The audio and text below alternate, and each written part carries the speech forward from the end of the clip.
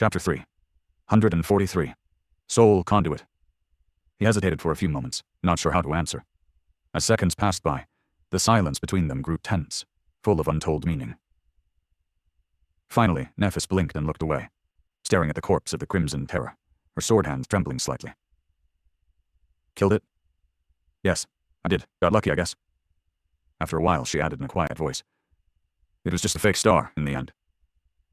Sonny smiled slightly, but his eyes remained cold. Lucky. I know a thing or two about being lucky, Neph. A creature like this would not have died just because of bad luck. She remained silent for a bit, then sighed and looked down. It was evolving, trying to become a titan. The burden of transformation made it vulnerable. I just happened to attack while the terror was at its weakest. That's why it died. Evolving. Into a titan. Noticing a surprised expression on his face, Changing Star grimaced and pointed to the artificial sun. Have you not thought about what we have done? Sonny looked up at the radiant sphere of light and frowned. In all the chaos, he had indeed forgotten to consider the full scale of what had transpired after the battle, as well as the reasons for and consequences of it. Come to think of it, why would the light of the artificial sun destroy the souls of every living creature it touched? It had not been like this before the fall of the ancient civilization, for many generations at least. But then, the vessel had become corrupted and turned into a nightmare creature, the Terror. And at the same time, the seals imprisoning the curse of the all-consuming darkness had been destroyed, letting it free. So, in fact, the corrupted sun had never existed without the dark sea keeping it company. Until today. Sonny had always thought that the sun was restraining the dark sea. Could it be that it had always been restrained by the darkness as well? And when he banished the ancient curse and locked it underground, the sun was finally liberated from its shackles. That's why its light suddenly changed, turning into the annihilating white radiance. It had become free to do whatever it wanted. But there was something else. As his eyes widened, Nephis nodded. Yes, the artificial sun does not just illuminate the vicinity of the Crimson Spire. It illuminates the whole of the Forgotten Shore. Its light reaches everywhere. So, as we were fighting our way through the tower, most of the living creatures on the Forgotten Shore had been wiped out. All that death, all those countless souls, guided into the spire by the labyrinth, like a colossal hecatomb to fuel the evolution of the Crimson Terror. And Nephis just happened to attack while the Terror was in the throes of that terrifying transformation. Well, that wasn't a coincidence, most likely. Sonny had not forgotten the thoughtful look on her face as Neph had peered out of the gates of the spire before giving the Dreamer Army the command to advance. He shivered, only now realizing that this whole region of the Dream Realm was now almost completely empty of life. Only a few nightmare creatures must have survived. Those who were lucky enough to hide from the deadly sunlight in time, or were powerful enough to resist it. Such a boundless influx of souls would indeed be enough to push the Crimson Terror to the next step of its evolution. Devolution? Whatever it was that happened to nightmare creatures as they grew more powerful. Not that Sonny knew anything about this matters, but if anything could cause something like that, then the evisceration of an entire region of the Dream Realm would certainly do the trick.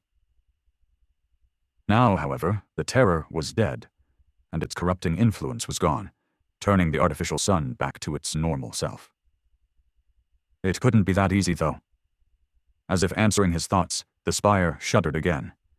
Another slab of stone broke off from the floor of the chamber and plunged down. Suddenly, the light of the sun grew a little bit dimmer. Looking up, Sonny noticed that the artificial sun looked not as bright as it had just a few minutes ago. It was as though it was slowly dying. Was it dying? There was no vessel to channel soul essence into its furnace anymore, after all.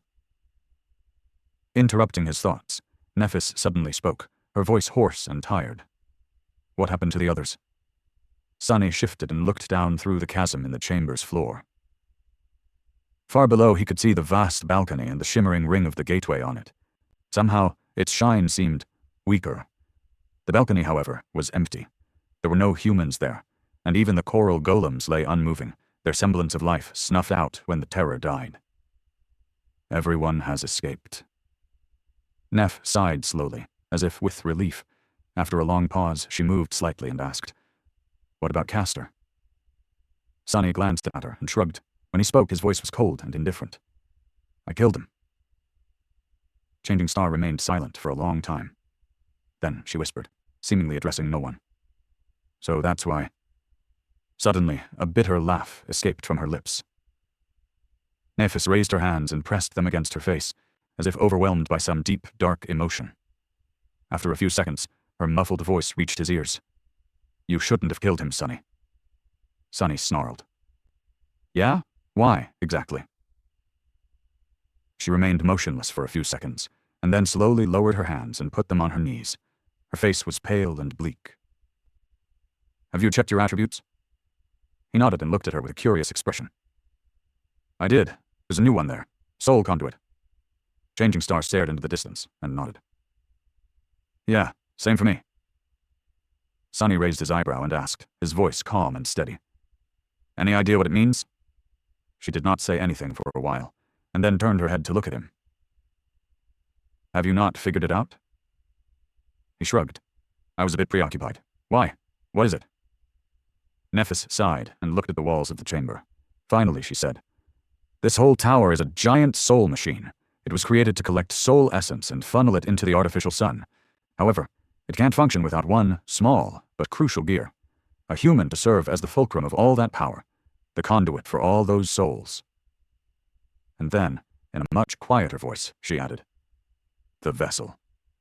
Sunny shuddered, then stared at the corpse of the repulsive creature, the previous vessel of the artificial sun. Nephis had killed it, destroying a crucial part of the spire's mechanism, and so the spire found it a replacement. The two of them.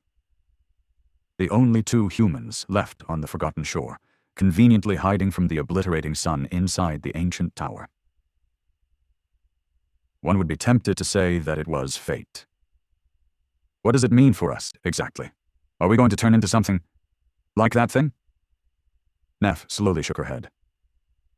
Not yet. Not for a long time.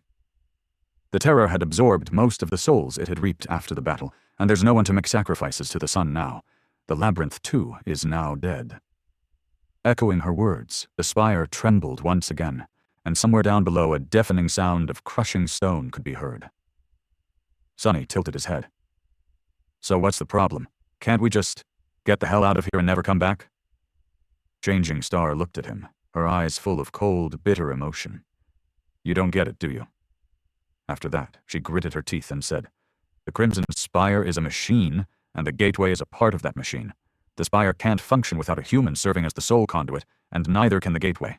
There has to be a vessel inside the tower for the gateway to work. She slowly rose to her feet, swayed slightly, and finally pierced him with a dark gaze. Which means that only one of us can escape. Sunny stared at her for a few seconds, then looked down at the distant ring of the gateway. Finally, he turned back to Nephis and said, I don't suppose you'll stay behind and let me go? Changing Star looked at him, her striking gray eyes full of intensity and nascent white flames. I was about to ask you the same. Sunny lingered for a moment, then grinned. Not a chance.